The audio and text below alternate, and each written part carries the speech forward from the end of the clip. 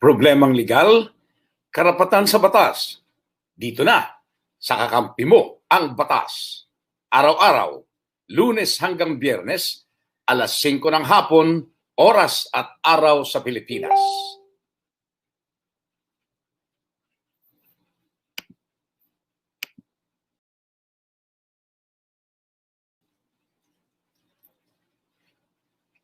Problemang legal, karapatan sa batas. Dito na, sa kakampi mo ang batas.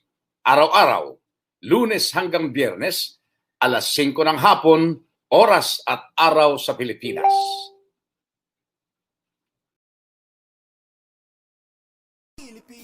Katarungan para sa mga mahihirap, kaalaman para sa mga kabataan, kaunlaran ating pagtulungan, kasama mo ang batas, kababayan ko. Kakampi mo ang batas, Pilipinas ko. Nandito na ang batas.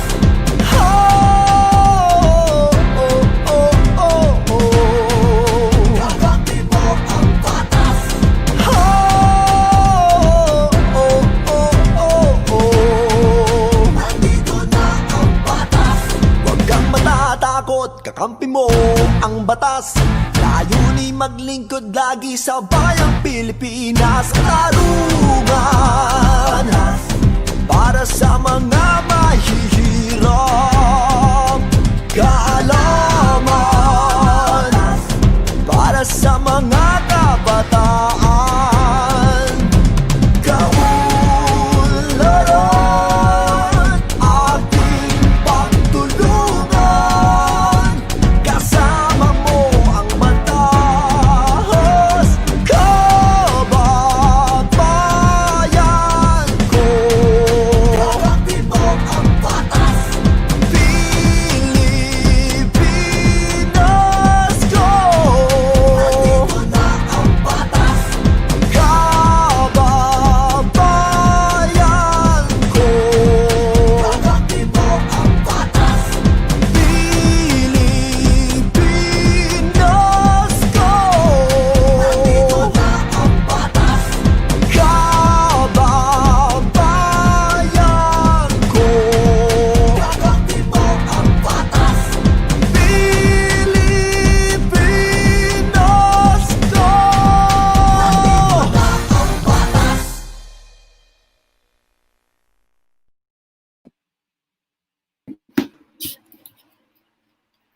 Wala ka. Ano naman? Yun. Okay. Okay. Maraming salamat. Salamat sa Diyos ang ngalan ng Jesus. Palakpakan nga po natin ating Panginoon. Yes. Okay. Okay. Puro umaga. Diyan sa Amerika. Napatunga nga kayo riyan. Sa Amerika po, sa mga nanonood sa atin, sa New York. It's 6:56 p.m. in New York City, New York USA. Okay na muna ha. Palusot. So dito sa Pilipinas, 6:56 p.m. Yan. 6:56 p.m. Ako po si Batas, Attorney Batas Mauricio. Kasama ang mga naglilingkod sa Batas, nag-aanyaya sa inyo. Samahan po ninyo kami hanggang mamaya. Ba't wala pa tayong banner? Ba't ayaw tumakbo itong mga to? Yun! Talaga naman, oo. At kasama natin itong ating mga naglilingkod sa Batas. Unahin natin ang ating mga nakakasama na ngayon sa mga sandaling ito. Ating pong co-host, Miss Elvira Gan. Magandang araw, Miss Elvira Gan. Good evening, Attorney. Good evening, Pastora. And good evening sa ating mga listeners and viewers here and abroad. And good evening, lalo na sa mga nanonood dito sa Sugod, Southern Leyte. Alright. Daghang kayong salamat sa Elvira Gan. Good evening din kay Philip. DJ Philip. DJ Philip, nawala ka. Ano nangyari? Of course, good evening, Pastora Arsenia Manzano Laganas. Salamat sa Diyos, sa ngalan ng Diyos po, mahal na LD. Amen. Magandang gabi po sa lahat po ng nakikinig at nanonood po ng Kakampi mong Batas. Magandang gabi po, Ma'am LB, at magandang gabi po, DJ Philip. Alright, maraming salamat. Okay. DJ Philip, devices not connected. Yung iyong laptop o yung iyong gadget, kaya hindi pumapasok dito yung iyong image o yung iyong icon. But anyway, sige, habol ka, habol. Habol si DJ Philip. At ngayon nga pong gabi, marami po tayong mga pag-uusapan. Pero kunin muna natin. Ano ang buod ng ibabalita ni Pastor Arsenia Manzano Laganas mula sa Zambales, Bataan? Ano ang iyong headline, Miss Arsenia Manzano Laganas? Opo, meron na po tayong 437 na mga opisyal at iba pang kasabwat kinasuhan na ng DILG dahil sa anomalya sa Special Amelioration Program po. At ang ating pong kahalagahan sa pagiging tapat po, makikita po ngayong blended learning, magiging sistema ng edukasyon sa bansa. Ayan, maraming salamat. Alamin po natin ang detalye at ng iyong iba pang mga babanggitin maya-maya. Ginoong Jojo Batan, I don't think may oras tayo para ma-interview si Konsyal ngayong ang gabing ito. Bukas na lang, God willing, bukas ng gabi. Upang sa ganon, mas mahaba yung kanyang oras dito sa ating palatuntunan. Late na tapos yung ang tanging daan. Inabot kami ng masarap na talakayan. So medyo 6:45 na, nagbo-broadcast pa kami sa ang tanging daan. Ito po kasi ang tanging daan, ito po yung palatuntunang parang pre-programming nito. Ito yung kasunod ng ang kakampi mo ang batas. So, okay, DJ Philip, hindi pumapasok yung iyong video, yung iyong icon, devices not connected na nakalagay. So, ayan, narito na sa ating linya si DJ Philip. Hindi pumapasok yung iyong devices. Bakit daw? Bumati ka muna, DJ Philip. DJ Philip? Yeah, bumati ka muna. Yes, sa munang magandang gabi sa mga nakikinig na po at nanonood sa Kakampi mo ang Batas. And siyempre magandang gabi kay Madam Elvira, ganoon din kay Pastora Arsenia Manzano Laganas. At hindi ko maintindihan. Ginagamit ko kasi yung MacBook ko ngayon. Bago. Hindi ko malaman bakit. Hindi, matagal ng MacBook ito. Hindi ko lang, devices not connected, nakalagay eh. Oo nga, devices not connected. Pero nakikita ko kayo. I can see you right now. Are you in StreamYard? Nasa StreamYard ako. Ayan, I can read your lips. I can read our lips, ha? May salita ka. Nababasa ko. Ayun. Hindi ko malaman kasi nakalagay device not connected. Bakit ganun? So ini-start ko muna yung Lenovo ko. And I'll try yung sa Lenovo. Yeah, kita ko naman, ha? Yan ang masaya dyan. Tawagin mo kasi si Jeremy at saka si Jermel. At nasa nila magturo sa'yo, Lolo. Okay, nanay na buhay ito. Alright, maraming salamat din yung Philip. At okay. May exciting na balita itong si Pastora Arsenia maya-maya. Ano ba yan? Yung ba yung kauna-unahang madedemanda? Mukhang ito lang ang unang maririnig kong opisyales ng pamahalaan. Barangay ba yan, Pastora, o lungsod ng Olongapo? Marami po, mahal LD, bali halo-halo na po siguro. Gusto nating mapakinggan yan. But in a little while, in the meantime, ladies and gentlemen, would like to give you our tomorrow tonight. DJ Philip is going to be over the phone, but then, sige. Baka po pwede na itong isang laptop, andali ha? Yan, kita mo naman, alam mo kasi dapat yan, Miss LV, I think that what is lacking here is the anong tawag nila ron? Asalto for a new gadget, Miss LV. When you are using a new instrument or a new gadget, you either have to distribute cigarette or you distribute a glass of wine to your fellow workers in Kakampi mo Batas. Something like that. Unfortunately for you, this is not a new gadget. Not a new gadget. Well, hindi bagong gadget to eh. It's a new gadget as far as we are concerned. Because I would have wanted you to see this. Oh, kita mo, ha? Kita mo. Mga ganyan ngayon dyan, ha? Oh, di ba?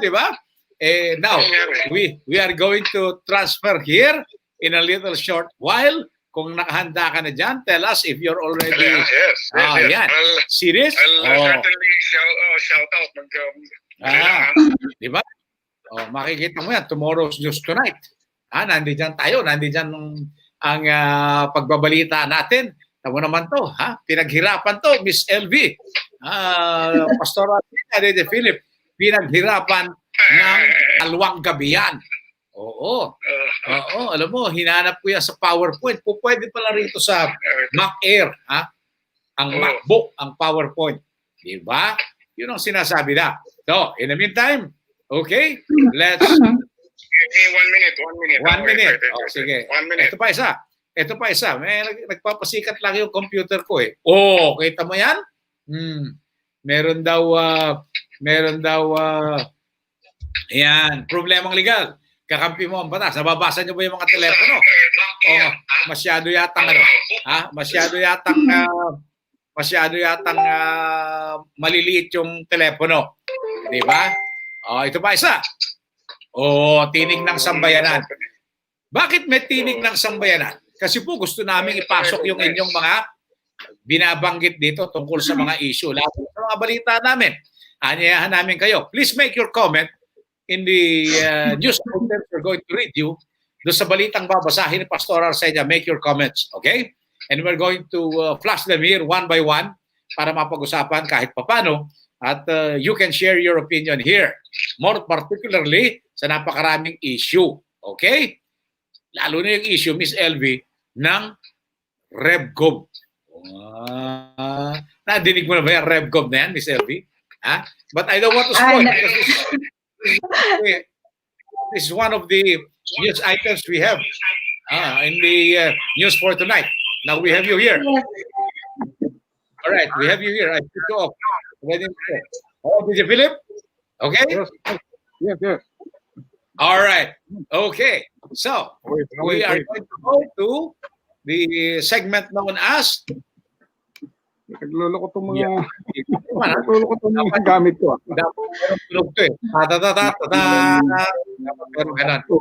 Just give me one more week. We will know a lot about this PowerPoint presentation. And we will eliminate this. Yung dalawang yan. Diba? Here are your tomorrow's news tonight. Miss Elvira. Yes, attorney. Here are our headlines in our tomorrow's news tonight, August 24, 2020. Red Cross. Of course, it is Gordon's Red Cross or the other way around. Red Cross's Gordon. DOH is to blame for the spread of COVID-19 in the Philippines. Can you beat that? Miss LB, DJ Philip. Gordon is blaming the OH. All right. DJ Philip. Yes, great. Okay, eto na. Your news. Yes, it's Rapid versus RevGov proponents. Yun. Yes. Miss LB. Yes, Google delivers 4 initiatives to support inclusive distance learning in the Philippines. Wow, that is nice to hear. And now the news in detail. From the philstar.com, the Philippine Red Cross, through its chairman, Senator Dick Gordon, has attributed the spread of COVID-19 in communities and households in the Philippines to the Department of Health related release of results to patients who tested positive for the novel coronavirus. The PRC volunteered last week to help the government release results to positive patients, as it cited its records that showed at least 1/3 of over 15,700 confirmed cases since July 30 had not yet been informed of their status as confirmed patients, which might have caused the spread of the virus in communities. Wow. Yeah, in the latest development, however, the organization said it would start releasing positive results to patients who had themselves tested for COVID-19 in its facilities after getting the nod from the DOH. Wow. Wow. Wow. I think we expect some fireworks here, DJ Philip, Miss Elvira. Fireworks in the sense that now we can see a government official and the president of a non-governmental organization at the same time, Senate Blue Ribbon Chairman Senator Dick Gordon, pointing the finger to blame the Department of Health in the spread of COVID. And what he's saying is that because of your belated, delayed, and inexplicable release of the status of some 15,000 patients, whether or not they're positive, whether or not they can transmit the disease, has caused the transmission to many localities and communities. What do you think? DJ Philip, Ms. Elvira? Well, attorney, talaga naman, it's true. I would agree with Senator Gordon because in the first place, for you to be tested and to get your result, it would take the DOH at least 2 weeks, 3 weeks before they could deliver the result. And furthermore, mas lalong dumami yung mga positive cases natin because of their protocol. In the beginning, yung protocol nila, you cannot be tested for COVID-19 if you are not confined in a hospital for monitoring. So that's one also. Stupid. That's very stupid requirement actually, if you ask me. Yes, considering na napaka-limited ng ating hospital beds, so madaling mapuno yon. And considering na you cannot be released without the result, without knowing the result first. So talagang, status quo yung hospital like for 14 days na hindi may bigay yung slot ng hospital para doon sa mga gustong magpa-test. So it happened to me actually. Yes, and that is what is being blamed by Senator Gordon, DJ Philip. Which government agency is that again? Department of Health. I like the tenor of that question. Each time we talk about DOH, you adopt that kind of sarcastically. The name is DOH. Which government agency is that again? Anak ng nanay talaga. Taray mo, DJ Philip. No. If you are going to blame someone from all this mess that we are in right now, in so far as COVID-19 is concerned, which agency will you blame? Yes. Or di ba the DOH? Yes. DOH, they've been bungling their work. Big time. Yeah. Big time. Unang-unang yung contact tracing na yan. When two Chinese ano tawag mo rito? Tourists that came to the Philippines, I think that was early February or January yata, and nag-positive. What did DOH do? Aba, di pa papetik-petik lang sila. Yes. There's a problem with the DOH now. On top of all these problems, now there is an actual blame against the DOH for its inability to release results of previously tested individuals so that if they were found out to be positive of COVID-19, they could have been quarantined right away. They could have been prevented from traveling here and to right away. But as it was, as Gordon is saying, because of the inefficiency of the DOH under Francisco Duque, we did not do that. And so we allowed all of these patients to be able to contaminate other people's things. That's what he's complaining about. Miss Elvie, DJ Philip. Yes. Do you agree with him? Do you agree with Senator Dick Gordon? Yes, 101%. I do agree with him. Yeah, I think I also there's no argument. There's no argument. That's correct. That's correct. And that is unfortunate. Hello, Attorney Batas, babalik na naman ako dun sa tanong ko.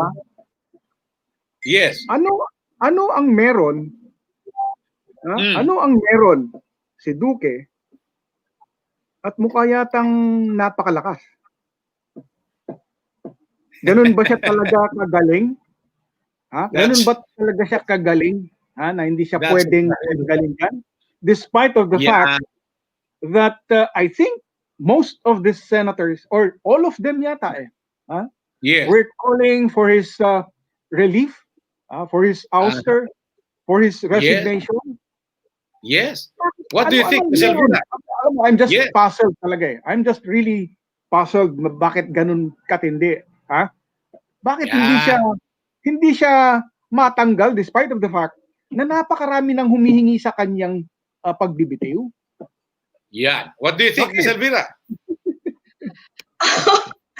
I don't have any idea what's his relationship with the president, but I would say that maybe wag nating pangunahan ng presidente because I guess this, considering na ang dami, there are a lot of senators already who are, asking for his resignation, and yet wala pa ring action na ginawa yung ating presidente. So I guess it's between, the president and that person. Or between the president and some other person who put Duque there in the first place? Probably, yes. Basta ako, for me, I'm just asking, can somebody answer my questions? Can someone please answer my question? If the two of you can answer me, baka pwedeng may sumagot from the outside. Bakit nga ba hindi siya matanggal-tanggal? And in fact, pinagtatanggol pa eh. Yeah. That is the problem there. Okay. Now, from the Inquirer, a day after a group of Duterte supporters urged the public to join a coalition for a revolutionary government and charter change, critics and supporters of the president blasted the idea is illegal, with Senator Joel Villanueva urging the government to criminally charge the proponents. Attorney Batas, I'm sorry, but I have to ask you this. You may have missed something here. Is this really what the news article all about? Talagang ganun yun? Saying that Senator Joel Villanueva is urging the government to criminally charge the proponents? Yes, ito, that's right. Ito maganda rito ha. A supporter of the administration, Villanueva said, those behind the proposal, led by the members of the People's National Coalition for Revolutionary Government and Charter Change, should be indicted for inciting to sedition. Senator, may Google naman tayo ha. Okay, go ahead please. I've read your post asking the senator kung naintindihan niya kung ano yung sedition under 1987 Constitution. Well, sabi niya dito, this call for a revolutionary government is dangerous and amounts to inciting to sedition under the revised penal code. Villanueva said, referring to Article 142 of the code, this is an illegal act and the government should ensure that the perpetrators are charged. Wow. See, Attorney Batas? Huh? Big words, huh? He's even referring to an article. Huh? Well, I had to look up the article, Article 142 in the revised penal code, at least the newest one. Because you might be having the old copy. But, sedition has undergone some minor changes. The law on sedition has undergone with minor changes, but it is not really very radical. But,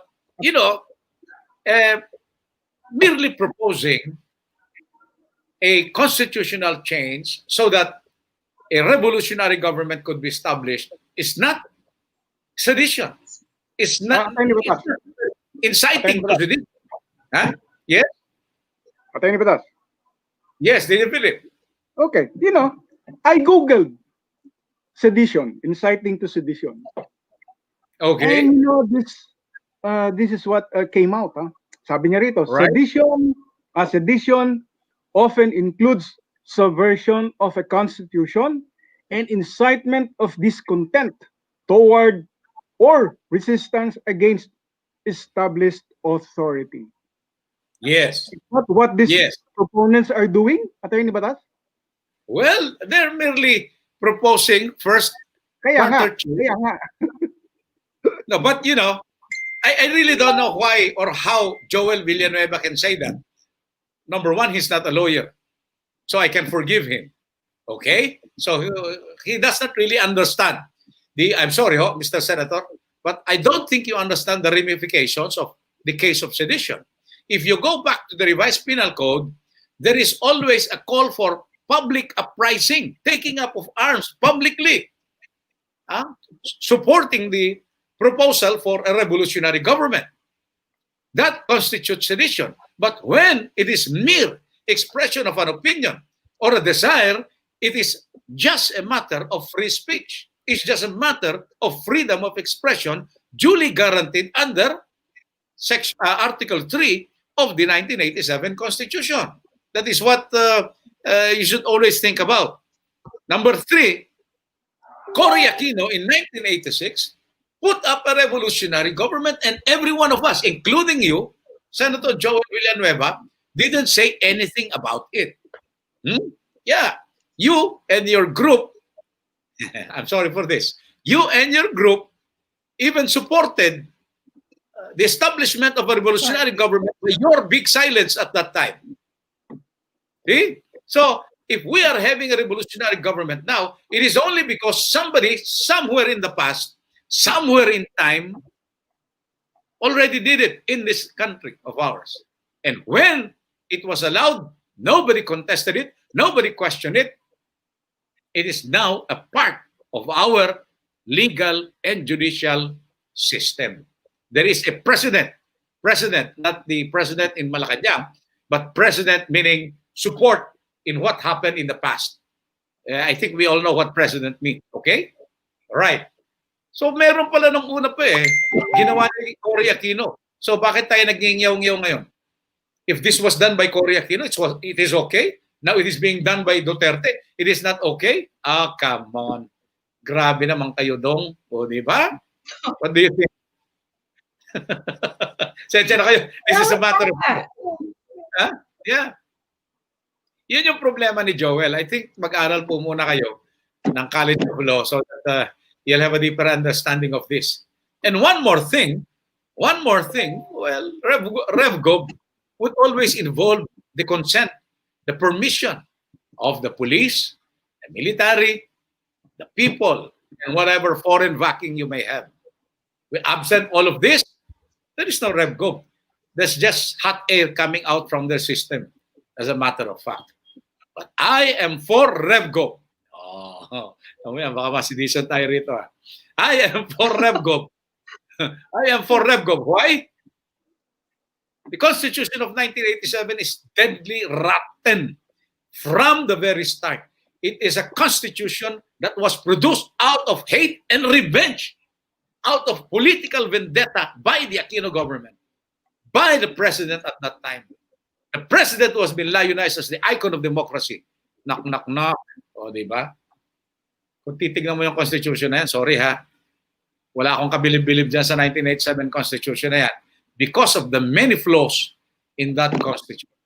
And by the way, final argument, DJ Philip and Miss Elvira about RevGov. Did you read the provision on people's initiatives? Did you read the provision of the 1987 Constitution on people's organizations directly participating to effect changes in even the highest echelons of government? Did you read that? The people power provisions of the Constitution? If you did read those provisions, you will see that RevGov is one of the options available to the people. To the people. Okay? Please read. Okay. Yes. So what are we? Mukhang nawala ako. Who's the Where next? are we? From the mb.com.ph. This is good news. I hope so. Google recently announced key updates and programs to support inclusive distance learning in the Philippines and help teachers and students in line with its commitment to creating a positive impact on education. Did you, Philip? DJ Philip? Nawala si DJ Philip? Is back? No, he's not back. DJ Philip is not coming in. Please go ahead, Miss LV. Take up the DJ Philip's item. All right, attorney, the four initiatives will help educators to effectively deliver distance learning and includes the deployment of G Suite for education for students. These are, number one, Google Org grant of $250,000 to INCO and ASEAN Institute of Journalism and Communication to equip teachers to deliver distance learning using two teaching modes, online and printed modules supported by SMS and regular consultations. All right, DJ Philip, proceed with what Miss Elvira should be reading. Number two. Yes. Hello? Yes, DJ Philip, go ahead. Number two. Okay, number two, national deployment of G Suite for education for students in partnership with the Department of Education, DepEd. Number three, mobile accessibility to learning tools such as G Suite for education, search, and YouTube for students in collaboration with Globe and Smart. And, Number four, Edu Creator Camp. Wow, that's something I'm hearing for the first time. DJ Philip, Miss LB. Edu Creator Camp. Nice on the ears. A virtual training camp which aims to empower Filipino YouTube education creators with the equipment and best practice resources to further develop their channel and content. Wow.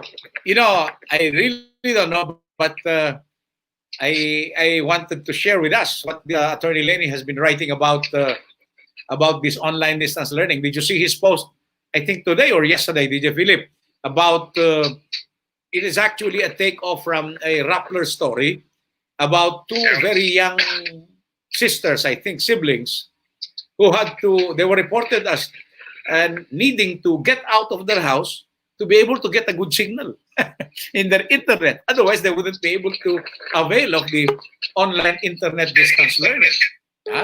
That is what Attorney Lenny was saying. Oh, so what do you think, Miss Elvi and DJ Philip? Notwithstanding all of this assistance from Google, they are very benevolent, they are very good. But teka lang, kung wala ka talagang linya, paano ma-deliver ng Google yung kanyang serbisyo? Correct. Well, that's one thing. Huh? Yeah, that's one thing because actually the school of my apo, my grandchild started. Hello? Yeah, they started their. Miss LB naman nawala. Huh? I'm No, here. go ahead, Miss Elvi. What I'm saying is, I guess it's a very good project from Google. Actually, it's a good assistance, considering that we tried it with Everest Academy. Ang ginagawa nila, attorney, is they're simply doing classes via Zoom. But when it comes to the parents wanting to know the assignments and everything, we should be going to Google Class.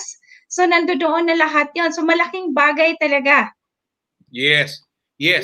And the requirement there, DJ Philip, is of course a good internet connection. What do you think, DJ Philip? Alam mo, yun sana ang Yes. babanggitin ko, no? You know, this will all be an exercise in futility if the internet system in the Philippines will never be upgraded or magkaroon talaga ng malaking pagbabago. This Google initiative is very laudable. Talagang I salute Google for this. I am saluting two hands. But the problem is, if we cannot improve our internet infrastructure, then we really have a very big problem. Attorney Batas, Miss LV. That's correct. Yes. That's correct. We have here on our screen DJ Philip, may reklamo sa Converge ICT. Nawawala ang connection pag alas 7 ng gabi araw-araw. Oh, we have not Look removed at that, this. Attorney Batas. This is the second time, huh? Before we started, Yeah. we lost the connection, and then when we were doing the news, I lost again the connection. Talaga, Yeah. hindi ko na malaman kung anong internet service provider talagang dapat kunin ha. Oo. Alam mo, there's an agency that's very silent. But this is pregnant with money, actually. The agency is DICT, the Department of Information and Communication Technology, and somebody very intelligent is the secretary of that department. The name, of course, famous, Gregorio Honasan II, Greg Honasan, the former PMAer, batch class 71, yan, class 71, who has made a good showing while he was a member of the RAM, while he was a member of the security detail of Senator Juan Ponce Enrile, and later on, who made a good showing as a senator. But I am amazed that Senator or Secretary Greg Honasan now is very silent about this. It's Department of Information, Communication, and Technology. And this is the department that has something to do with internet connection, or am I missing something here? Hindi ba ka talagang kasama ito sa departamento ni Honasan? What do you think? Yes, what do you think? Are we losing signals also? Hello. Again. Yeah. I'm questioning why Senator Honasan or Secretary Greg Honasan is very silent. Apo Secretary, why are you so silent in the face of these internet problems? This is not just a problem of DepEd. This is not just a problem of CHED, of TESDA, and even of the National Telecommunications Commission. This is as much a problem of the DICT, your department, Mr. Secretary Gregorio Honasan II. And I am simply amazed. And I'm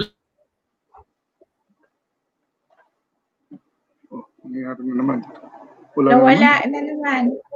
O si Attorney Batas naman ang nawala. Yes. Lee, can you hear me? Yes, I'm here. I si can Attorney hear Batas you. ang nawala. See the irony here? True. Mawawala Asan? mawawala siya. Good for you, Miss Elvie.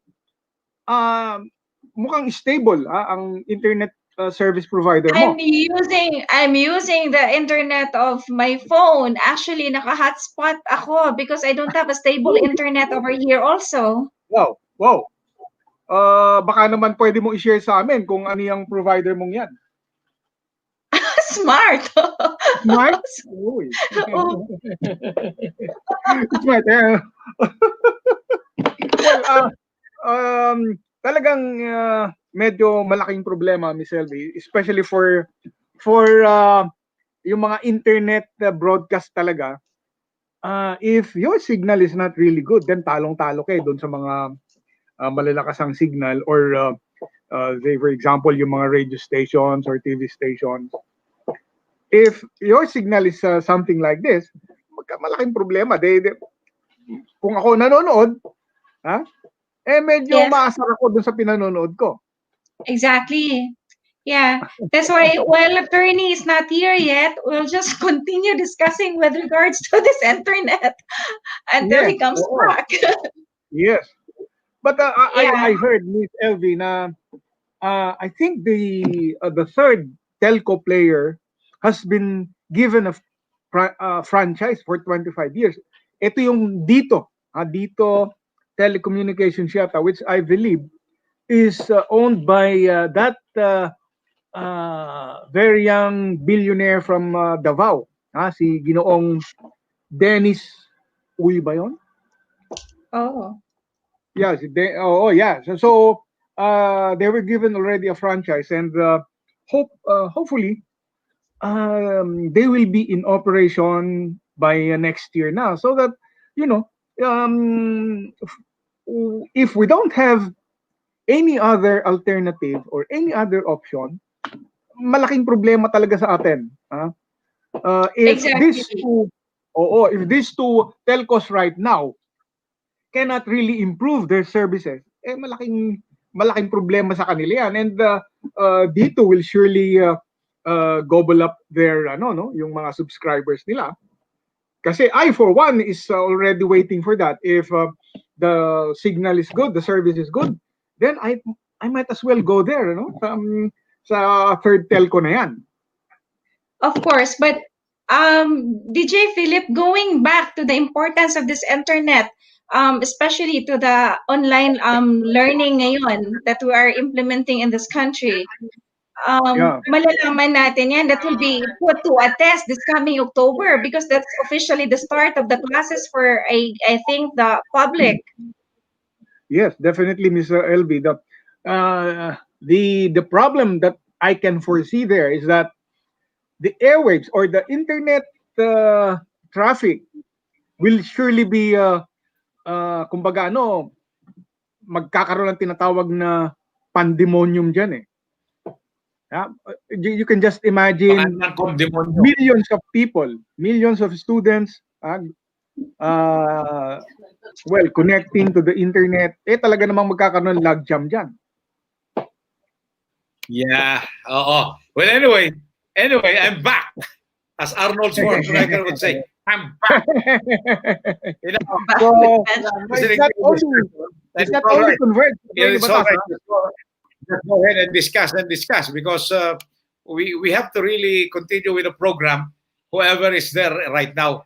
And, we really have a big problem because today, August 24, is supposed to have been the opening day, right? And if this is supposed to be the day that classes are open via online systems, then really there is a disaster waiting for Filipino children, Filipino school children, Filipino college youth. It's a good thing they transferred it to October 5. But I guess that even if October 5 is the opening date official, I don't think they're going to be able to do something about it between now and October 5. Because even now, I cannot hear anything from Secretary Hunasan, from the agency he heads, which is actually the agency that is supposed to be in charge of all this. Right? Nasaan na nga ba si Hunasan ngayon? Oo nga, nagtataka ako. Wala tayong naririnig sa kanya so far, ha? Walang balita about him. Yes. Ang narinig ko lang yan, I think. DJ Philip. It's the NTC. It's the NTC. NTC who should be overseeing all of this. National Telecommunications Commission. I think the ICT. The NTC. Sila ang pangunahing ahensya diyan eh. The DICT is only kumbaga nasa ano yan eh. Parang DOTR and LTO. Issuing of licenses, LTO. NTC issuing of licenses, NTC. Sa mga telcos na yan eh. Okay. But if you are saying LTO, DTR, and then the LTFRB, they all belong to one and the same agency. That's right. And still, the boss there is the OTR. Your compadre, Secretary Arthur Tugade. But you see, in this, anything about internet, I cannot believe what you're saying, that it is not under Hunasan. The ICT. It's under, Attorney Batas, it's under DICT, but the primary agency is NTC, National Telecommunications Commission. Kaya kita mo, when you had that ABS-CBN hearing sa House, parating NTC, did they ever talk to Hunasan? No, they did not. Di ba? NTC, si Gamaliel Cordoba, binakbakan nila dyan. Bakit di nila tinawag si Hunasan? No, kasi nga si NTC talagang see the difference? Well, I don't know. Hunasan was never called to testify. They still should explain many things. DJ Philip is LV. They still should explain many things. And what I'm saying is that it is absolutely amazing for me that the main agency of government for this, the ICT, is, I think, totally silent about this problem. Okay? All right? I think Well, I'm willing to bet, Miss LV, DJ Philip, ladies and gentlemen, I'm willing to bet that even on October 5, ay nako po, ambot sa imo. Ala pa rin mangyari dyan, Doy. Kaya problema mo dyan. Paano sabihin yun, Miss LV? Ambot sa imo, wala pa rin mangyayari sa inyo dyan. Okay, how will you say that in Bisaya? yun na yun, Bisaya Ambot. na yun. Ambot ninyo, gapoy may tabuan na. Ano? Ambot, kaya wala tabuan niya. But like, Bitaw, attorney. Bitaw. Hunasan or not, maski Yes. sinong in charge dyan, basta they should do something about this, especially that opening of classes, is fast approaching this coming October 5 na. And still, I would say na, they still have time, to Yes. fix this problem. Para naman kahit papaano, hindi mo problema yung mga teachers That's correct. natin at saka yung ating mga mag-aaral. Yes. So, before we terminate all of these presentations, we call back Pastor Arsenia Manzano Laganas for her report about government officials already being sued left and right in Olongapo City. Pastor Arsenia Manzano Laganas. Go ahead, please. Magandang gabi po sa ating lahat, sa lahat po na nakikinig at nanonood po ng Kakampi ang Batas. Kahalagahan ng pagiging matapat, mas makikita ngayong blended learning ang magiging sistema ng edukasyon sa bansa. Naniniwala ang Department of Education sa Olongapo City na sa pamamagitan ng blended learning ay mas makikita ang pagiging matapat ng mga learners o mga estudyante. Isa kasi sa takot ng ilan ay baka hindi ang mismong mag-aaral ang sasagot sa mga aralin dahil wala naman sila sa eskwelahan ng mga ito. Ayon kay Olongapo City Deputy Superintendent Lailani Cunanan, ito ang panahon para maipakita ng mga learners ang tinatawag na value of honesty and integrity. Malaki ang may tutulong ng mga kasama sa bahay para may paunawa sa mga ito ang kahalagahan ng integridad at katapatan.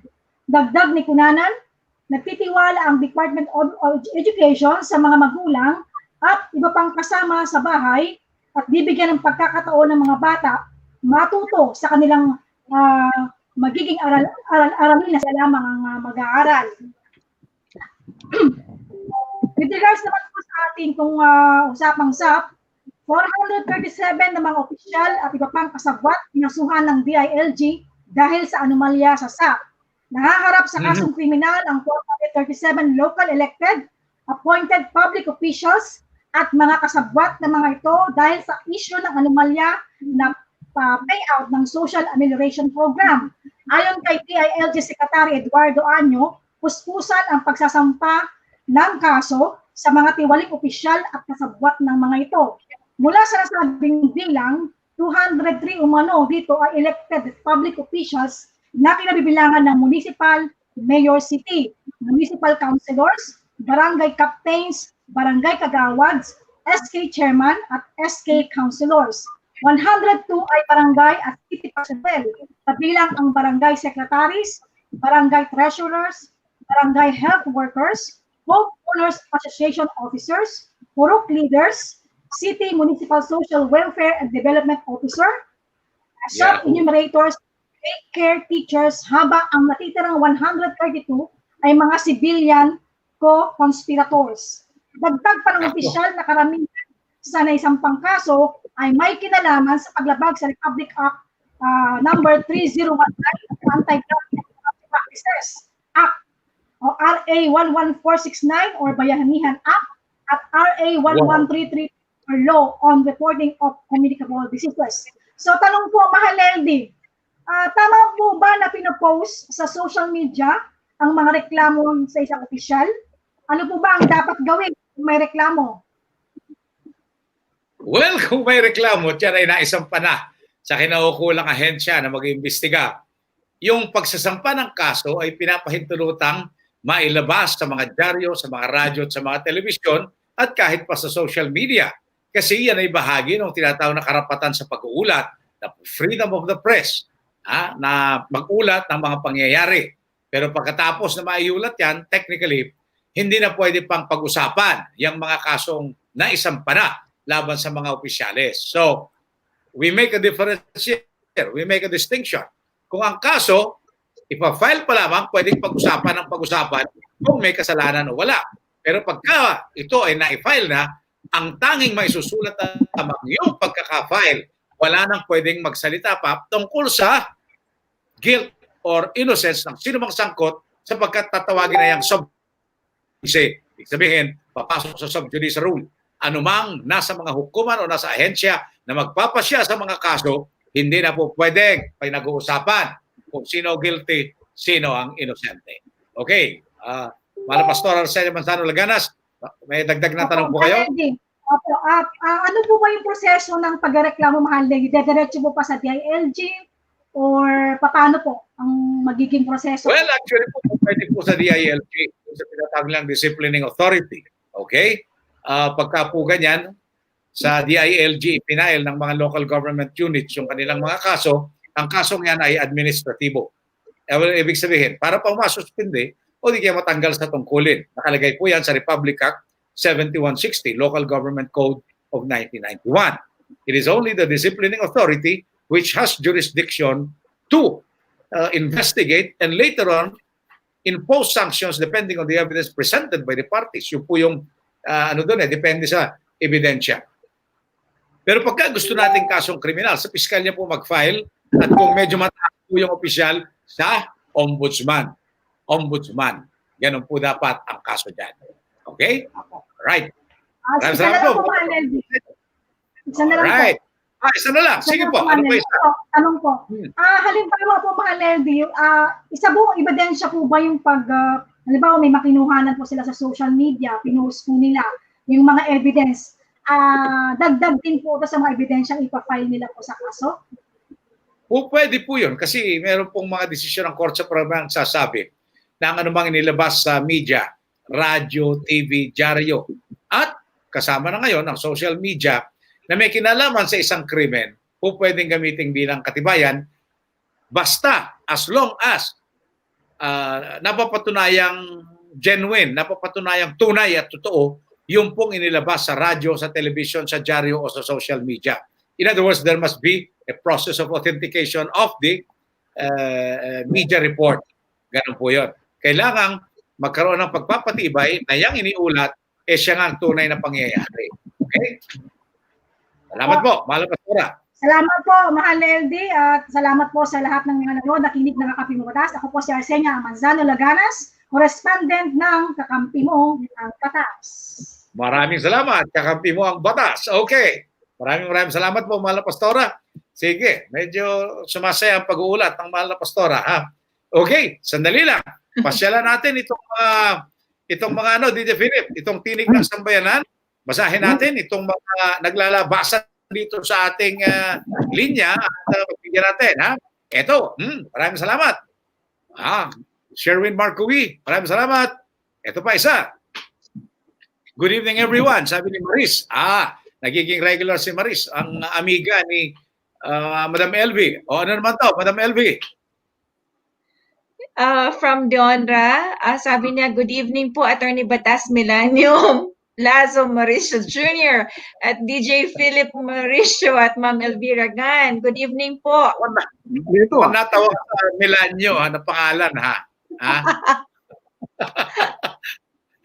Buti lang, hindi ka nakikita riyan. DJ Philip, ano naman tong kay Jaymar Grasor? Basa. Boy, sabi ni Jaymar. Good evening, MNLD Attorney Milanyo Lazo Mauricio, DJ Philip L. Mauricio, and Ma'am Elvira Gan. Also, to all watching Kakampi mo ang Batas, God bless us. God bless po. Maraming salamat. Good evening, Tita Guaps. Uy, talaga sa akin na pinababasa, ha? Ayaw ipabasa sa'yo. O yan. Ito pa. Selvi? Galing kay Gian Carlo V.E.Y. Magandang gabi. Good evening din. Next, yes, Attorney. maraming salamat. Yes. Okay. Yan, DJ Philip. Yan, mga kababayan na natin yan. Sabi ni Miss Army Beltran, Pereda. Yes, Yes, Yes. Ito. Magandang gabi, sabi niya. Pagbati nito, wala silang tinatanong sa mga issue. Maraming salamat po. Salamat. Okay. Siguro maglalagay tayo ng poll question next time at tingnan natin kung ano sinasabi nitong mga nanonood sa atin so they can participate officially. O, yan. Maraming salamat. Talagang, yan. Si All-Star President Leonora Albawardi. Di ba? Medyo masaya pagka maraming Rotarian dito. Yan. Jojo Batan. Nasaan na si Jojo Batan? Jojo Batan? Mahina signal. Oo nga. Yun ang sinasabi natin. Yan yung malaking problema. May ulat sanang maganda. Merong konsehal na interviewin. Pero yan yung nangyayari. Ayan. Siguro po, improve muna ang mga internet provider ng bansa. Kasi kung hindi maganda ang connections, may problema. Ayan. Kung hindi, kung nila ma-improve, wala ding development. Yun yung masakit na katotohanan dyan. Ayan. DJ Philip, baka daw yung mga kable mo dyan sa labas, pa-check mo raw sa kanila. Ayan o. Pwede ba yan? Oo. Pwede ba yan? Converge? ICT? Talaga naman o. Ayan, humihinto daw ako. Ayan, nawala daw ako. Pastor okay. Mahal na kalihim. Blessed evening po, MNLD and Attorney Batas, DJ Philip and Sis LV. My problem po talaga ang internet access sa buong bansa. Ayun yung masaya riyan. Okay. Pastor Felix Samuras, maraming salamat. Hindi po kami nagtatato. Pastor Felix Samuras. Tatlo lang po kami, pero hindi po kami nagtatato. Okay. Alright. Ayan. Ano sabi ni DJ Philip? Ayan, puro good evening po. Ayan. Ano pa sabi ni Pastora Kay? Kung may COVID-19 pandemic, totoo kung may internet access pandemonium. Kinaya ka na, DJ Philip ni Pastora Kay. Mas marami po kasi income access o mahirap ang access ng mga tao. Mas mabagal ang internet, mas malaking income. Income po saan? Bakit po ba? Ganun ba yun? Paano yun? DJ Philip, Miss LV, paano lalaki income nila kung mas mabagal ang internet? Kasi nada-drop call, ganun ba? Pastora Kay? Hindi naman. Sabihin ito? Internet hindi to cellphone eh. Hindi mo makita? Hindi cellphone. Hindi cellphone, kaya nga hindi drop call. So ano ito ngayon? Bakit sinasabi ni Pastora Kay? Kaya nga. Oo nga. Ano po ba ang rason dito, Pastora Kay? Baka pwede niyo pong i-share sa amin. Kasi kung mas mabagal ang internet, kasi sabi niya, paano po yan? Oo nga eh. Mas lumalaki daw ang income ng mga siguro yung internet providers. Di ba? All right. Okay. Puro reaction na to. Ito pa. Ito naman ang isa. Iba naman ang kanya sinasabi. Ni Arnold Alquisa. Maganda raw ang internet. Talaga Bukas na lang daw interview ni Jojo Batan. Alright, maraming salamat po. Maraming salamat. At dumako po tayo dito ngayon. DJ Philip, ano yan? Ano yung mga problemang legal? Okay. Yan. Problemang legal na po kami. At makikita po niyo yung mga numero na pwede niyong tawagan, mga Facebook Messenger PM, private chat, private messages. Ayan, nandiyan po sa inyong mga screen pero nasa baba din po ninyo. Basahin ninyo, kopyahin nyo at magpadala po kayo sa amin. Now, let's see this one. Tingnan natin at nang bumalik tayo sa program, maraming salamat. Okay, sige. Do we have anything now? DJ Philip, Miss LV, may mga problemang legal na tayo? Hello, Atty. Batas, ito. Ayan, sige. Yes, galing kay Melinda Marceliana at yahoo.com. Sabi Yes. niya, kapag po naghiwalay ang mag-asawa, may karapatan po ba ang asawang babae na manghingi ng sustento bukod sa bata? Salamat po sa sagot. Opo, kung mag-asawa po kayo, well, in fact, kahit hindi po kayo mag-asawa, kung kayo po ay nagsasama bilang mag-asawa kahit wala pong kasal. Tungkulin po kasi, ipinapataw ng batas sa isang lalaki ang magbigay ng suporta, hindi lamang sa kanyang mga minor de edad na anak, kundi pati na sa babae na kanyang kinasama kahit walang kasal at lalo na sa babae na kanyang pinakasalan. Mabigat po ang parusa pag hindi nagsuporta si lalaki na bata Republic Act 7610, child abuse, 20 years maximum po yung imprisonment dyan. Ganon So, din po ganon? ang 20 years. Yes, DJ Philip. Talaga? Yes, So, Republic Act 7610. obligasyon pala ng lalaki ang pagbibigay ng sustento bukod sa bata, pati doon sa babae, sa asawa or sa kinasama, Attorney Batas. Yes, DJ Philip. Tungkulin kasi ng lalaki na suportahan si babae. Lalo na kung yung babae hindi nagkaroon ng pagkakataong makapag-aral o makapaghanap buhay dahil nga nagkaroon na siya ng pamilya dito sa lalaking ito. So tungkulin ng lalaki na tiyakin ang pang-araw-araw na suporta sa babae. At pag hindi niya gagawin yon, may parusa siya. Ito ang sinasabi ng Republic Act 9262. Matagal na nating pinag-uusapan ito rito. And I think alam na ng mga tagapanood. Yeah, DJ Philip. Mr. LV. Yes, itanong ko lang, magkano bang sinusuporta dapat sa asawa? Gusto ko yung tanong na yan. Nakatakot yung tanong na yan. Alam mo ninyo. Sagot ko na muna at merong follow-up question. Sige. Case-to-case basis, Miss LV. Case-to-case basis. Ano ibig sabihin nun? Kalating case, pwede na ba? Depende yan. Ganito yan. O yan. Ito na naman ang mga kamay ko. Sabi ni Judge, medyo hindi ko yata gusto yung dalawang kamay mong mga naggaganyanan. Depende sa pangangailangan, depende sa kakayahan. So, kaso por kaso ang sinasabi ko dyan. At yun ang sinasabi ng batas, family code. He who demands support must be able to show how much he or she is entitled for support. And he who is obligated to give support must show to the court the extent of how much he can provide as a support. Ganun yun. So dala-dalawa lang siya lagi. Walang fixed amount, Miss LV, but it always depends on the pangangailangan ng babae o pangangailangan ng batang sinusuportahan at kakayahan ng lalaki. Halimbawa, ang kailangan ni babae 50,000 buwan-buwan. Ang sahod ni lalaki 20,000. Wala na. Kulang na kulang. Diba? So, i-adjust ng hukuman yon, Miss LV. So, ang aking laging sinasabi dyan, whatever is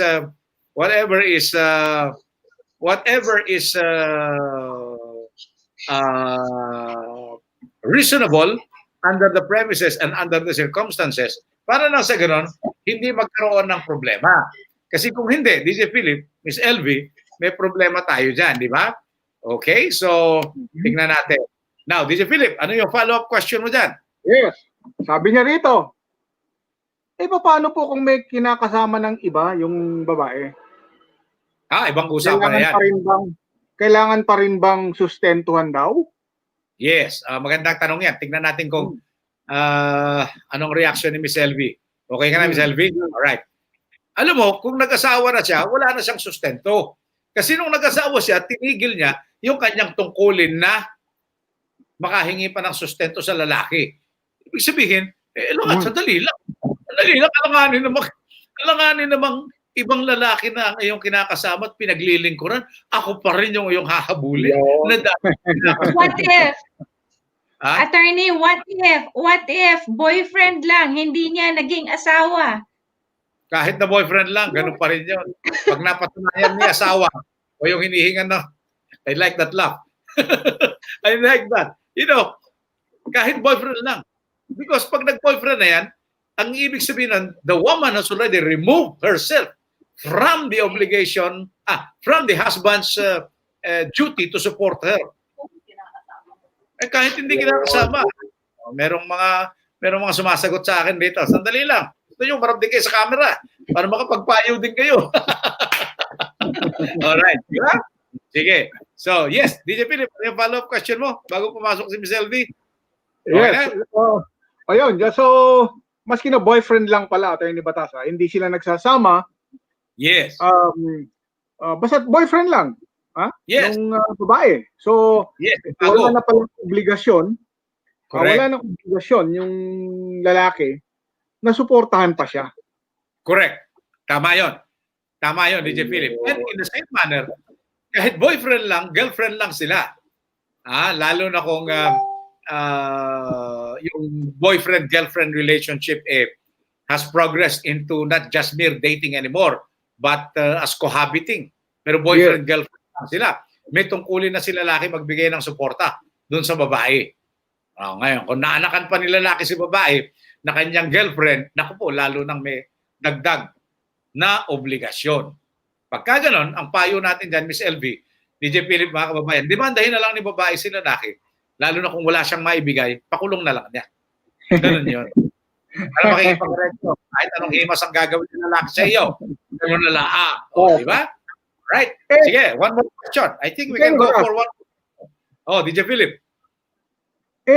Yung babae, marunong, alam niya na pagka siya nakipag-cohabit sa iba, o kaya nakipag-boyfriend, mawawala yung sustento nung asawa niya. Ngayon, nag-boyfriend lang siya. Pero hindi niya inaamin na boyfriend niya, Attorney Batas. So, ibig sabihin, tinatanggi siyempre nung babae. Hindi ko boyfriend yan. Siyempre. Opisina ko lang yan or kakilala ko lang yan, acquaintance ko lang yan, ganon. So ano kailangan gawin ni lalaki? Para naman mapatunayan niyang, teka muna, mag-boyfriend, girlfriend nga kayo Tama yun. At kung sinasabing boyfriend, girlfriend sila, ay napatunayan ni lalaki yun na hinahabol ng suporta, that should be enough na tumigil siya sa pagsuporta. Ngayon, todo tanggi si babae, todo tanggi si boyfriend. Meron at merong madudulas si babae o si lalaki. At makikita na nakikipag-boyfriend na siya. At yung lalaki talagang boyfriend na niya. Merong mga ganon, DJ Philip. At pagka ganon na nangyari, at yung suportang yan, dumaan sa hukuman, contempt ang para sa babae. Mauna siyang makulong sa lalaki. Okay? Henry, any reaction? I'm good. Okay na ako, wala na reaction. Alright. Kanina, may sinasabi ako kay Judge Angelina Domingo Mauricio na I think proposed topic for Friday Light ng Kakampi mo ang batas. Sa panahon ng pandemya, paano ba pinagpapatuloy ng magkalapit ang kanilang ugnayan at relasyon samantalang sila ay nasa loob lamang ng kanilang mga tahanan kasama ang mga tunay at totoong kanilang mga asawa. O diba? Again? Magkarelasyon, Yes. okay? Hindi mag-asawa. Magkakabit, okay? Si lalaki may asawa, okay? Kaya lang meron siyang pangalawa, okay? Okay? Meron siyang pangalawa. Meron siyang kakabit. Ito asawa niya. Paano niya mamimaintain yung pakikipag-contact doon sa kabit? Ngayong panahon ng pandemya, ano ang paraan na ginagamit sa kasalukuyan? I think we touched on that very lightly last Friday. Pero tingnan natin yung setting. Baka kung may nalalaman kayo, mga kapatid, mga kadugo, mga sambayan ng Pilipino, ibahagi nyo sa atin dito sa Biyernes, God willing, sa KMAB, Kakampi mo ang Batas, Light Friday. Yun ang ating magiging tanong. In the meantime, Ms. LV, word of wisdom for tonight? Attorney, merong tanong. Saglit lang. Daanan natin si Mr. Oscar Del Rosario. Naipangutana si Mr. Oscar Del Rosario. Saglit lang. Unsa nimong pangutana? Iyang pangutana is to the three of you, what is your response to the call of the Secretary of Justice to all the churches, religious leaders, to help many of our people who are suffering anxiety, very stressful, and can cope up with the present situation, and many are committing suicide? I guess magandang topic yan. Wow. I didn't see that question here, but anyway, Dito Philip, meron ka bang punto? Paano daw bang makakatulong ang mga simbahan para makatulong sa ating mga kababayan na nadidepress? Parang gano'n, ano? Dahil dito sa pandemya, kaya marami sa mga Pilipino nagsusuicide na. Anong take mo riyan, DJ Philip? Well, alam mo, Attorney Batas, sa totoo lang, yung mga mga simbahan natin, hindi ko alam if the Secretary of Justice knows this, but yung mga simbahan, they are silently assisting or helping itong mga taong ito eh. Ha? Nagtataka ako bakit may mga ganito na sinasabing hindi tumutulong yung mga simbahan, yung mga religious leaders. Hindi eh, may mga ano diyan, may mga pagkilos ang simbahan na tumutulong. Hindi ko malaman kung saan nanggagaling si Secretary of Justice dito. Well, alam mo DJ Philip, ang tinutukoy dito, yung makatulong sa ating mga kababayan. Ito yung tanong ni Ka Oscar del Rosario ng Lilim Resort sa Laguna at ng Kalumpit Colleges Incorporated sa Bulacan. Yun ang itinatanong niya. Ano ba daw ang ating pananaw dyan? Na yung bang mga simbahan, ano bang magagawa para mapagaan ang kaisipan ng ating mga kababayan para sa bababa o di ka ikawawala ng tension, ikawawala ng mga mabibigat na kaisipan na kadalasan nagdudulot ng talagang problema sa utak kaya sila napupwersang mag-suicide. Yun yung sinasabi ni Ka Oscar. Sinasabi rin ni Secretary Guevara. So, sinasabi mo tumutulong naman. I am tempted to ask, sa paanong paraan, DJ Philip? Ano yan? Atay ni Batas. Meron sila nung mga tinatawag na kalinga. Ha? Not only they give mga spiritual advices, meron din sila nung mga, nagbibigay din sila ng mga tulong na ano eh. Alam mo, may post si Attorney Lenny.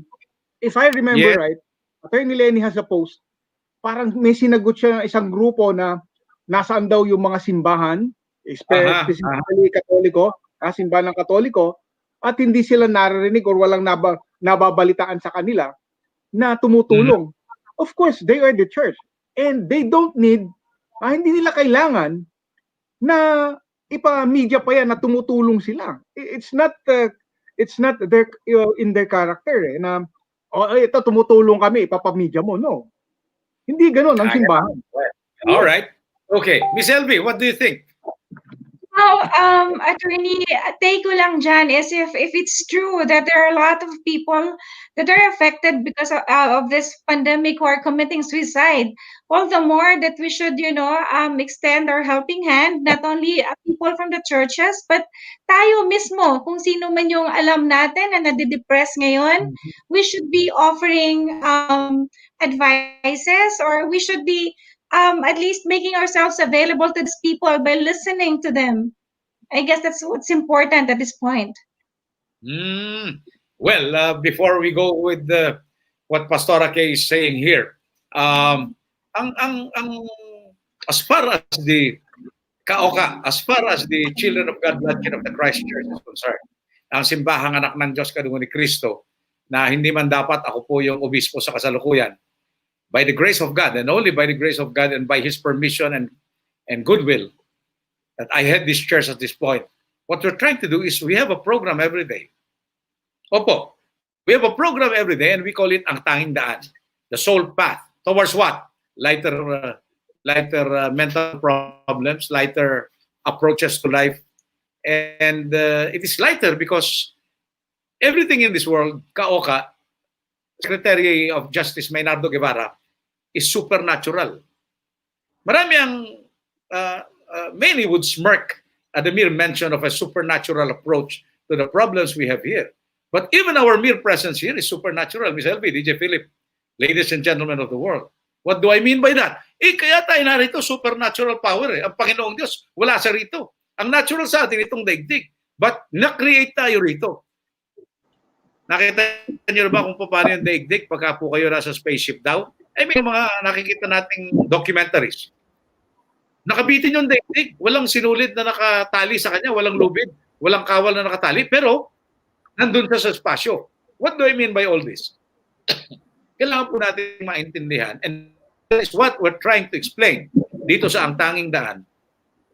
Yung English and Filipino broadcast ng Children of God, Bloodkin of the Christ Church. That in the problems we're having right now, may pag-asa. May pag-asa. Kaoka. mga kababayan. May pag-asa. Ang pag-asa, yun. Nag-iisa lang po siya. Kaya lang ang problema mo, pagka dito ka lang, nyaw-nyaw ka lang, sa paglapit sa kanya, hindi mo siya mabubola. Diyos siya eh. Di ba?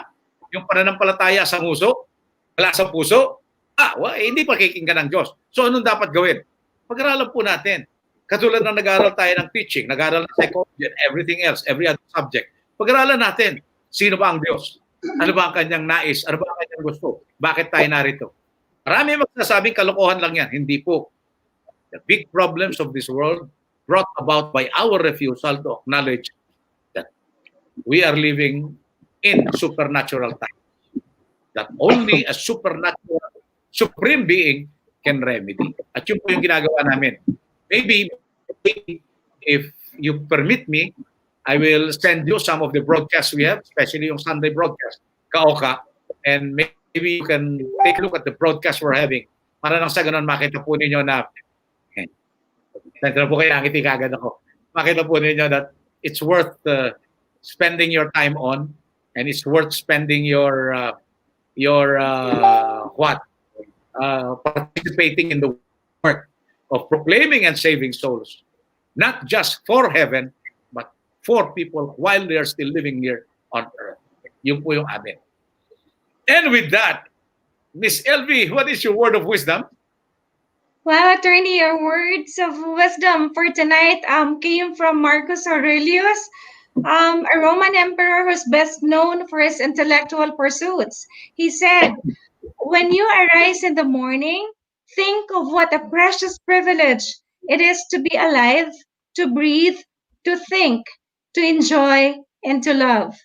And with that, attorney, I would like to thank all our viewers, our listeners, for being with us tonight. Magandang gabi po ulit sa inyong lahat, and enjoy the rest of the week. Maraming salamat. And just so this is put in a perspective, in proper perspective, kaya marami daw mas kita ang mga telcos, mga internet service providers, more subscribers, more income, mabagal ang internet. That is really greed at its highest. All right, maraming salamat, Kapitan J.R. Maribuhok, Star Radio Catbalogan, Ginoong Ray Cabaraban, Bukidnon Radio Power FM,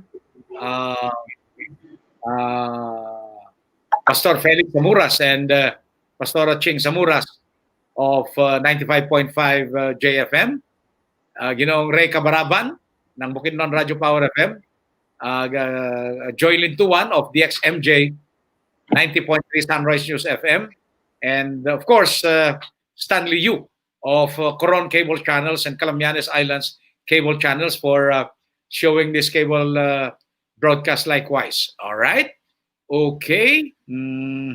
There's a final statement here.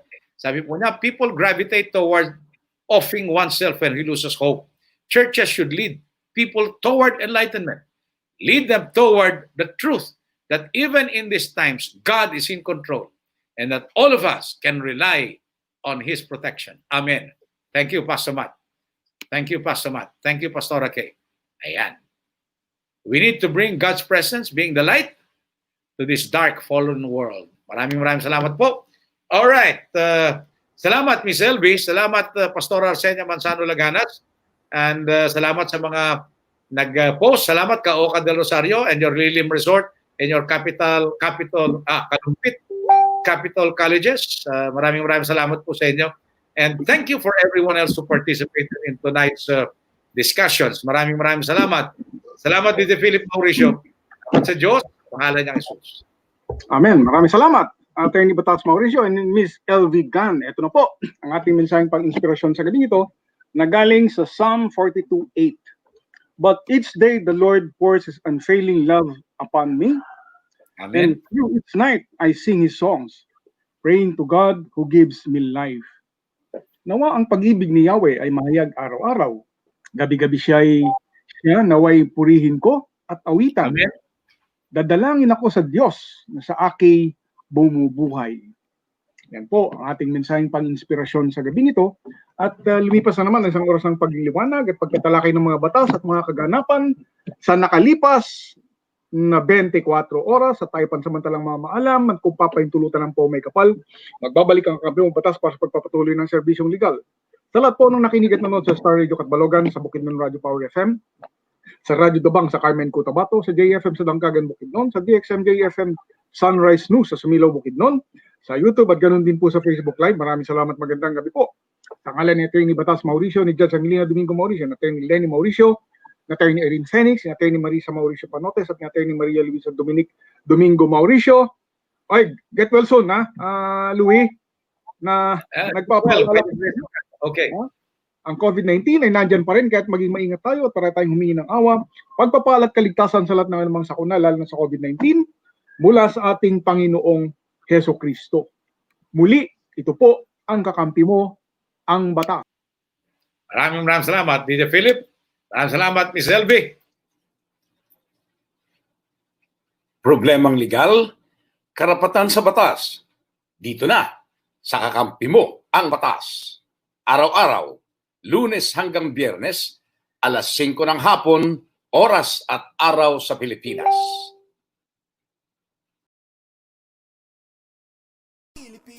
Katarungan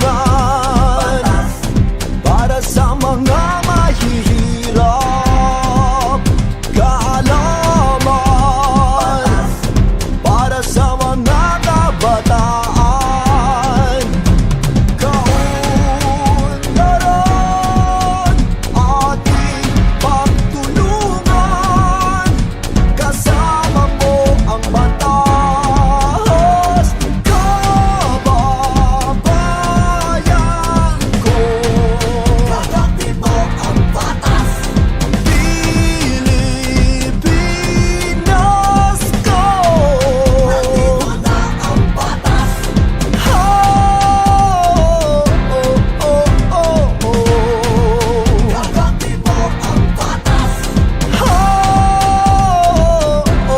batas. Nandito na ang batas. Huwag kang matatakot, kakampi mo ang batas. Layunin maglingkod lagi sa bayang Pilipinas. Karungan